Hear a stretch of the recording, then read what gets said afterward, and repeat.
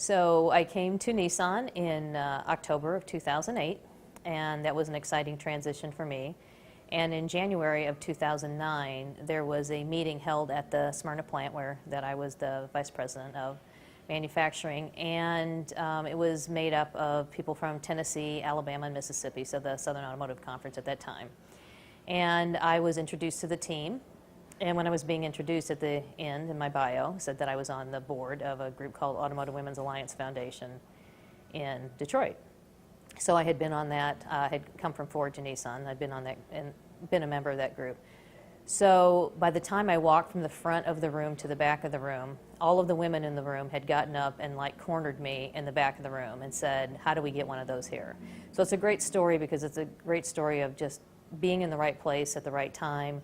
And one of my favorite expressions is Margaret Mead's, never underestimate the power of a small group of people to change the world. In fact, it's the only thing that ever has. And I had my kind of Margaret Mead moment at that point when the women just literally got up out of their seats and followed me to the back of the room. And at that point I said, you know, it's an amazing organization, Automotive Women's Alliance Foundation was, and I knew that they would help us get one started here, but it's all volunteers and it's a lot of sweat equity. So I told the ladies if they really wanted to do it, we would.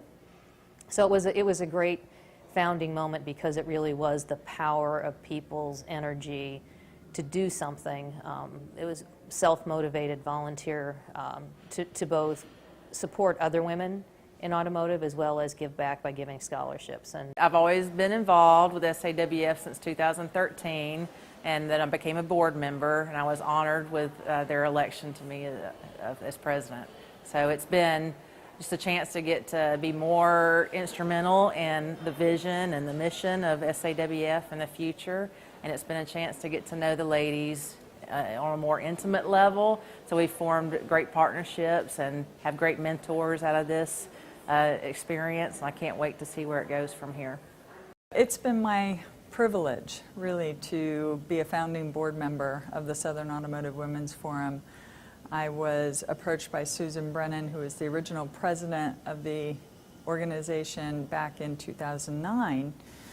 She was conceptually pulling together a group of women in a multi-state region to do something that hadn't been done in the Southeast before, which was to provide a forum for automotive women to get together, support each other, and to provide opportunities for young women and to hopefully inspire them to go into this industry. And remember, in 2009, the automotive industry was in a crisis. Companies were filing for bankruptcy. We knew, in my role at the time inside of an educational institution, we knew that parents were sitting around at the dinner tables telling their children not to consider the automotive industry because it looked frightening. It looked very tumultuous. And so we combated that trend with our own events and our own means of trying to inspire young women to go into this industry. We wanted them to understand how exciting it is and what kind of opportunities it will provide.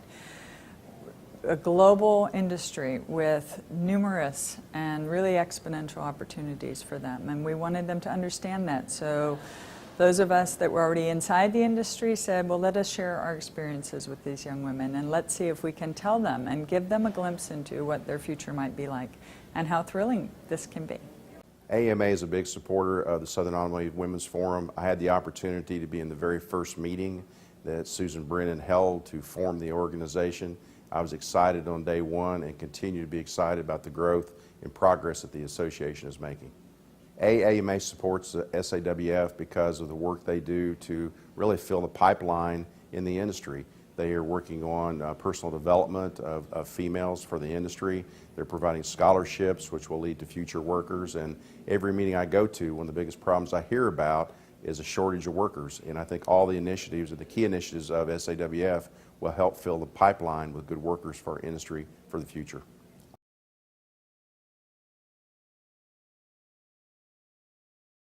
We are able to offer scholarships to support young ladies pursuing STEM careers and STEM education, so science, technology, engineering, and math. And without these scholarships, some of them may not be able to go to school without incurring debt. So we're hoping to give them an experience with school, will come out without any debt, and hopefully work in the automotive industry. I learned about SAWF through my mentor, Carlene Brown-Judkins. She introduced me to manufacturing, and I was fortunate to apply to the scholarship program and receive a scholarship. Once I was invited to come to a convention, I was able to see the real value of the network that SAW. Receiving a scholarship from SAWF means a lot for me, especially as I'm a repeat recipient. It's really helped me through school and really given me inspiration as well. It means a lot to receive the scholarship from SAWF because it just gets me noticed as in the automotive industry, because that's the reason why I'm studying mechanical engineering. We market ourselves to the universities. That is also something in 2017. I want to branch out to more universities and get more applicants. And then we attend Society of Women Engineer events. Then also through our membership, we have people that are recommended to apply to our scholarship program. But we're going to give over $240,000 away after today, since our inception in 2011, and we're looking forward to increasing that amount in the future.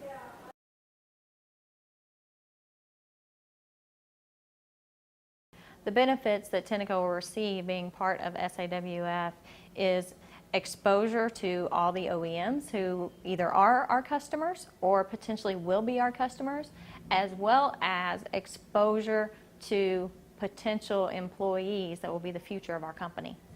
So I think one of the challenges that we have, and one of the more important opportunities we have, is we really need to continue to partner and partner more strongly with both the OEMs as well as the supply base. So we give a really great service to the members of SAWF. So the professional development that we give is of such a high caliber and such a high quality, they really are getting a very significant return on investment. You know, we offer professional development at a very inexpensive price. The kind of professional development we offer, they'd be paying thousands of dollars for elsewhere.